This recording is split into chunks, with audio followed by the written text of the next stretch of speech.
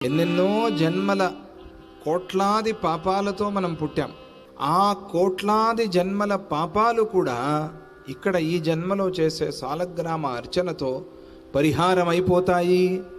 ఇంట్లో మీరు ఒక సాలగ్రామం పెట్టుకుని పూజ చేస్తున్నారు అనంటే మీరు ఇక ఏ తీర్థయాత్రకి వెళ్ళాల్సిన పని లేదు.